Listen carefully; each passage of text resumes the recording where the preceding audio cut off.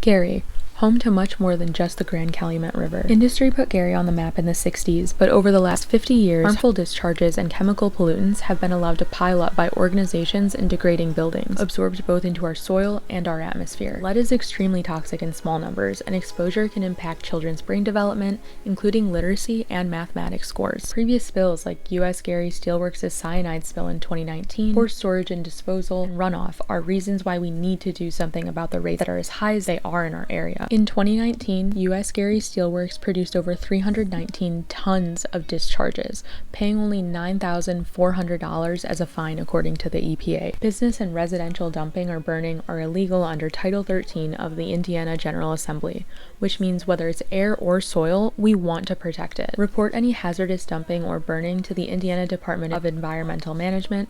You can call a hazard coordinator by calling this phone number.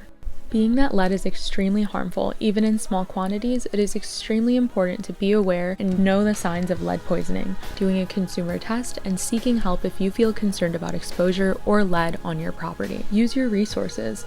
The Indiana Dunes Paul H. Douglas Center for Environmental Education is open year-round with free programs and environmental resources like funding. They have several community partners like Brown Faces and Green Spaces, as well as the Potawatomi tribe, who are working to include more service-based programs, like one we're working on now to improve our environment through planting. The government is also trying to piece together Gary's national and state parks due to the amount of toxic chemicals emitted from organizations like U.S. Gary Steelworks. These discharges go into the Grand Calumet River, which sits in the literal backyards of many.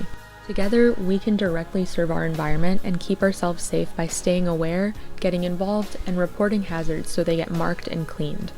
Gary's schools and community spaces are not going to be forgotten.